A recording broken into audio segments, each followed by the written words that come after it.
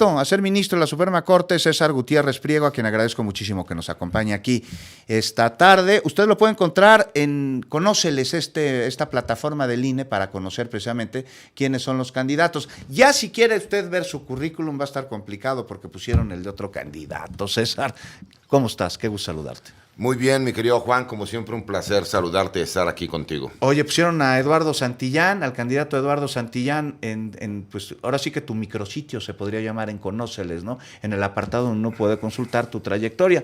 Quisimos ver tu currículum y pues nos apareció el de otro candidato. ¿Ya notificaste al instituto sobre esta, qué será, un error, una anormalidad? Nuevamente hay un error. ¿Otra vez? Pero nada más en contra de tu servidor. No sé por qué. Me parece que tiene que ver con el hecho de que de las 4 encuestas que han publicado últimamente, en 3 aparecemos en primer lugar. Y en la última, obviamente, que publican, aparecemos en primer lugar por un porcentaje amplio y elevado. Y me parece que es el segundo error administrativo involuntario, que ya me parece pues que no es coincidencia, por parte del Instituto Nacional Electoral en contra de mi persona. Primero no aparecía yo en los registros internos. Sí, pero sí en la boleta. Pero sí en la boleta. ¿Cómo está eso? Y obviamente también en los oficios que manda la Cámara de Senadores y también en los que publica el INE, pero no me encontraba yo de forma interna en el sistema. Y ahora, curiosamente, otra vez el sistema interno del INE, que yo cumplí con absolutamente toda la información que se pide, al día de hoy, con todo y que se denunció desde el domingo, antes de las 10 de la mañana, que nos habíamos percatado, porque ni siquiera fui yo, mi querido Juan. Yo tengo una página que con los volantes que autorizó el INE, que yo estoy haciendo entrega a la gente, ellos, por medio de un código QR, entran a este sitio para poder conocer mi trayectoria profesional, y ellos se dan cuenta, y tenemos un número en donde entra un buzón, y la gente nos empezó a dejar mensajes de que estaba en el currículum el perfil de otro candidato.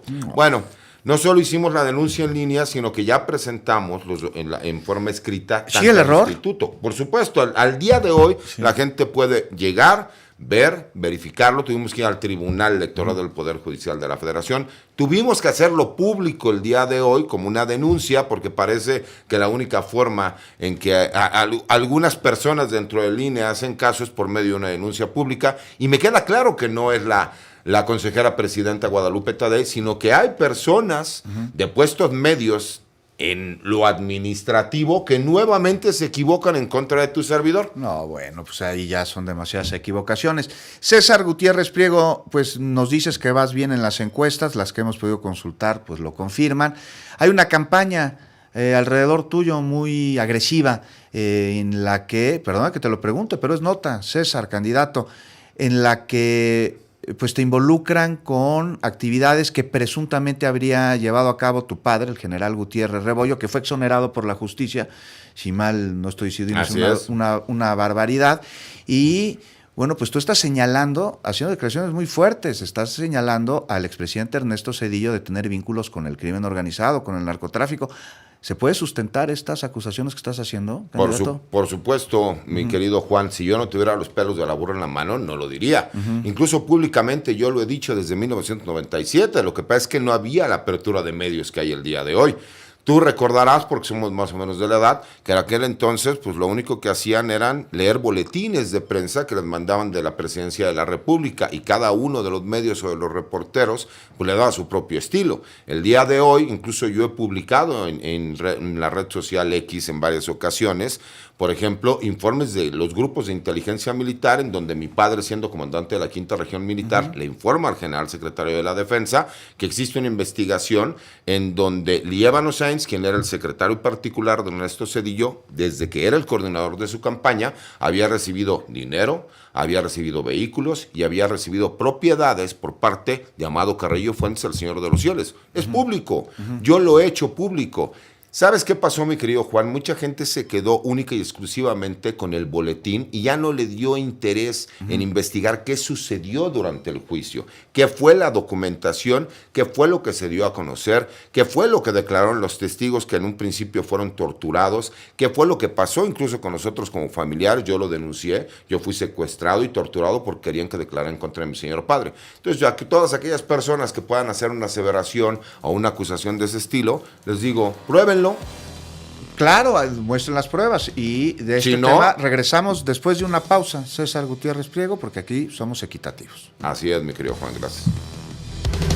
Gutiérrez Priego, candidato a la Suprema Corte de Justicia de la Nación, por aguantarnos el corte. Te preguntaba antes de él, César, pues ha habido una campaña muy agresiva, no solo en redes sociales, en tu contra. Eres hijo del general Gutiérrez Rebollo, a quien han acusado por tener vínculos con la delincuencia organizada. Me parece que en específico con Amado Carrillo, el Señor de los Cielos. La autoridad judicial lo exoneró en su momento y tú acusaste al presidente Ernesto Zedillo. Dices que él sí tuvo vínculos con el crimen organizado y que se vio beneficiado por ellos, y nos dices que tienes pruebas. ¿Las vas a presentar? ¿Las vas a dar a conocer? Me dices que ahí están algunas, que no en los medios de comunicación entonces se quedaban con el boletín. Para limpiar el nombre de tu padre, ¿vas a presentarlas? ¿Qué vas a hacer con ellas? A reserva de que en el caso de que las acusaciones en contra de tu padre hubiesen sido ciertas, que aquí nos señalas que no, pues era tu padre, no eras tú. Cuando no hay elementos en contra de una persona, pues se busca intentar culparla por algo que cometieron pues, sus padres. Ya lo veíamos con el secretario de Seguridad, ¿no? Con Omar García Jesús, que le hicieron una campañota cuando quiso ser jefe de gobierno, cuando quiso ser candidato de Morena. Hubo quienes le hicieron una campaña de desprestigio y de infodemia. Pues es como que la repetición de estas lamentables acciones, ¿no? Ad hominem casi. Me parece, Juan, que sí, y me parece que incluso son el mismo grupo de personas que están llevando a cabo una campaña de ese estilo. Porque independientemente, como yo lo he señalado, esto no es la primera vez que lo digo. Lo que pasa es que a lo mejor ahora, por estar en el foco de la atención como candidato a ministro de la Suprema Corte de Justicia de la Nación y además por ir adelante en las encuestas, pues hemos tenido mucha aceptación por parte de la gente. Como no tienen que me puedan a mí reprochar o que me puedan acusar porque tengo una carrera limpia, porque tengo una carrera demasiado pública, pues entonces tratan de buscar el tema de mi señor padre para quererme atacar, porque saben que me engancho. ¿Por qué me engancho? Porque lo he dicho, si a mí el precio que tengo que pagar es no ser ministro por defender a mi padre, lo pago con mucho gusto. Pero suponiendo sin conceder que a ellos no les importe la exoneración, que no les importen las pruebas, entonces me quieren criminalizar a mí por algo que yo no hice y que yo sí defendí como abogado. Pues ahí está la pregunta, ¿no, César Gutiérrez? ¿Pero qué hacer con estas pruebas que nos has pues relatado aquí, que tienes en contra del expresidente Zedillo de presuntos vínculos con el crimen organizado? ¿Y qué vas a hacer con ellas si llegas a ser ministro?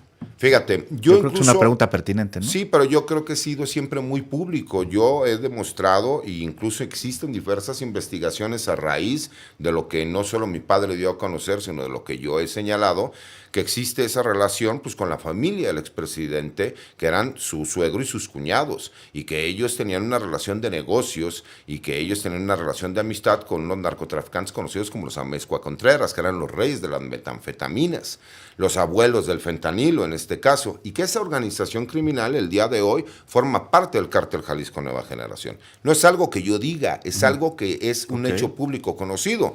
Incluso existen audiocassettes en donde se tomaron grabaciones, en donde se escucha a la esposa del expresidente Anilda Patricia teniendo una plática con estos personajes y diciendo que los iban a apoyar por una cuestión de unos terrenos, que había un problema. Y había otro punto que era muy importante: existían elementos del Estado Mayor Presidencial asignados a la familia de la exesposa de Ernesto Zedillo Ponce de León cuando era primera dama, que estaban como escoltas de estos narcotraficantes, que además se hacían pasar como si fueran los grandes empresarios en el estado de Colima. Todo eso está documentado. Y aparte, muchas cosas muy importantes. ¿Por qué? Pero está documentado con pruebas, o sea, no nada más de que me dijeron, no, oí, está documentado lo en la causa penal de mi señor padre. Está documentado con documentos oficiales en copias certificadas. O sea, hay fuentes judiciales. Claro, no solo las del deseo, como y hay resoluciones incluso. ¿Por qué? porque incluso estos narcotraficantes posteriormente, terminando el sexenio de Zedillo, fueron detenidos un par de ellos y llevados a prisión por delincuencia organizada. Existen las pruebas, y no es nada más que lo comenté yo. Incluso existía una investigación por parte de la extinta PGR en contra del cártel de Colima y que ligaba directamente a la familia del expresidente Ernesto Zedillo. Todo eso es un hecho público. ¿Y de llegar a la corte lo revivirías? Es que no puedo, porque legalmente no puedo hacerlo, mi querido Juan. Fíjate, alguien me preguntó. Es importante preguntarte, porque eso se ha dicho. No, porque, a ver, en primer lugar, pues yo no soy fiscal general de la República, no tengo capacidades de investigación. No estaría en tus atribuciones como ministro. Pero por supuesto que no, primera. Y segunda, incluso si algún miembro de mi familia quisiera promover un reconocimiento de inocencia, que incluso se pueda hacer post-mortem, yo me tendría que excusar forzosamente porque hay un vínculo directo que es de mi señor padre y yo no podría tomar ni siquiera una decisión en ese Habría sentido. conflicto de interés. ¿Vas a democratizar, a buscar democratizar la Suprema Corte de Justicia de la Nación? Por supuesto, es una obligación. Bueno, pues ya se está democratizando el Poder Judicial con esta elección. ¿Qué sigue, César? En caso de llegar. En caso de llegar, lo primero que tenemos que hacer, mi querido Juan, me parece que tenemos que involucrar mucho a los jóvenes de este país, a los estudiantes de Derecho, a los estudiantes de las universidades. Me parece que ellos son el futuro de lo que vamos a ver en el nuevo Poder Judicial de la Federación. ¿Cuál es un grave problema que pasó con las fiscalías, mi querido Juan? Que utilizamos a la misma gente que antes estaba en las procuradurías y le cambiamos el nombre y dijimos ya solucionamos el problema, pero no trabajamos con toda la juventud, que son las nuevas generaciones que van a llevarse a cabo. Hay una serie de jornadas jurídicas que me he estado enterando por los diferentes medios de comunicación y que me encantaría participar. ¿Por qué? Creo que el mensaje tiene que llegar a esos jóvenes, porque a ellos les va a tocar este nuevo Poder Judicial. No solo lo vamos a democratizar, lo que tenemos que hacer también es empezar con todas estas nuevas generaciones que entiendan cuál es la nueva modalidad y que no se queden con el nepotismo, con la posibilidad del abuso laboral, el abuso sexual, el que las resoluciones se sobreseen, el que no eres cercano a la gente y a las necesidades que tienen. Tenemos que luchar hasta que la justicia se convierta en ley, que es uno de los temas de mi campaña. Y suena muy bonito, César Gutiérrez Priego, pero a ver, aquí hay una cosa. ¿Qué va a suceder con esta elección del Poder Judicial que renueva a la Suprema Corte de Justicia de la Nación, a los magistrados, a muchos jueces, a nivel federal, a nivel estatal? ¿Es realmente una renovación o simplemente están pasando de las manos de unos a las manos de otros el Poder Judicial de la Federación? Más de lo mismo, pero en distintas manos. Mira, aquí lo más importante es que la sociedad se involucre, mi querido Juan, porque si la sociedad se involucra, entonces no importará que haya candidatos que de forma milagrosa escucho que ahora sí piensan que es correcto ser muy público y que hay que democratizar al Poder Judicial de la Federación. Eso es otro milagro que tenemos que reconocer de esta reforma. Pero aquí lo más importante, mi querido Juan, es si la gente sale a votar, si la gente conoce a los candidatos, aunque les pongan un currículo distinto en el INE, ¿no? Porque desafortunadamente ponen un currículum que no me corresponde y me quieren invisibilizar y me parece que también tiene que ver con la parte de una campaña. Pero si la gente se informa, si la gente sale a participar, no habrá estructura política que meta a personas para intereses particulares. En cambio, si la gente sale a votar, si sale a los candidatos por los cuales van a votar, realmente le han quitado ese poder que tenían anteriormente los ministros. Porque fíjate, lo que tú me dices en campaña, no, es que César, si llega ministro va a hacer muchísimas cosas. ¿Qué puede hacer ahora un ministro si el Consejo de la Judicatura ya no existe? Existirá un tribunal de disciplina judicial que no depende de los ministros de la Corte. No son juez y parte. Aparte, el ministro tenía poder porque podía recomendar a lo mejor a un secretario para ser juez, a un juez para ser magistrado. ¿Qué necesidad va a tener un secretario, un juez o un magistrado para quedar bien con un ministro si de todas maneras el ministro no tiene nada que ver porque será un comité de evaluación del Poder Ejecutivo, del Poder Legislativo y del mismo Poder Judicial quien los va a evaluar y se puede inscribir en los tres si gusta? Y eso le va a dar la posibilidad de ir, presentarse con la sociedad y pedirles el voto. ¿Qué poder van a tener ahora los ministros que no tenga que ver con las resoluciones que les corresponden? Y dime qué resolución que corresponda tiene que ver con que yo pueda ir en contra de A, B o C, si no tengo facultades y no tiene absolutamente nada que ver.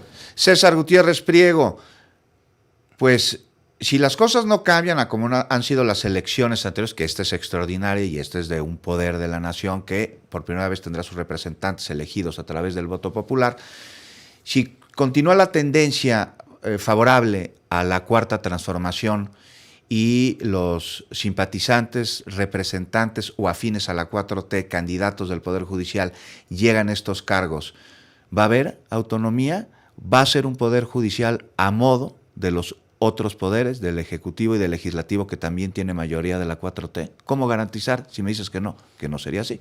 Porque la gente va a salir a votar, mi querido Juan, en primer lugar. Y en segundo lugar, porque estamos hablando, por ejemplo, la Suprema Corte es un tribunal colegiado y también se vale que la gente tenga una ideología de pensamiento que puede ser de izquierda, puede ser de derecha o pueden llamarse de centro. Eso no tiene ningún problema. Pero el hecho de que yo sea un hombre de izquierda no significa que siempre voy a votar a favor de lo que me pida el gobierno, porque yo tengo que analizar y estudiar y resolver de acuerdo a la ley. Y eso tampoco quita que voy a ir en contra de todo lo que busca el gobierno, simple y sencillamente para fijar una postura política o proteger intereses de grupos políticos, empresariales o económicos. Porque para eso es la libertad de jurisdicción que tiene que tener un juzgador, en este caso un ministro de la Corte. Y lo mismo pasará con los magistrados y lo mismo pasará con los jueces. Porque así como se tiene temor de que a lo mejor pueda haber una mayoría de personas afines a la Cuarta Transformación o al pensamiento de izquierda, recordemos que también la oposición, si aglutina el voto después de ver estas candentes inicios de campaña, pues también podría posicionar muchos jueces, muchos magistrados y muchos ministros. Entonces, por lo mismo, tiene que salir la sociedad a realmente escoger quién va a ser, y eso garantiza que los perfiles sean los idóneos. Bueno, pues eso lo veremos ya una vez que concluya este proceso. Rápidamente, César, ¿vas a poder seguir participando en tus colaboraciones aquí como especialista en temas de seguridad? Sí, mi querido Juan, bueno, así será. Y bueno, pues oye, y 15 segundos, ¿qué opinas que nadie puede hablar de ti más que los medios de comunicación? Ni políticos, ni los padrecitos, nadie. Me parece muy complicado, pero esas son las reglas y tenemos que cumplirlas. Ah, mira, qué institucional. Siempre ha sido institucional, mi querido Juan. Gracias, candidato César Gutiérrez Priego, colaborador de este espacio, candidato a ser ministro de la Suprema Corte de Justicia de la Nación. Nos dice que sí nos va a poder seguir acompañando para temas de seguridad y ahí fiscalizado en alguna ocasión sobre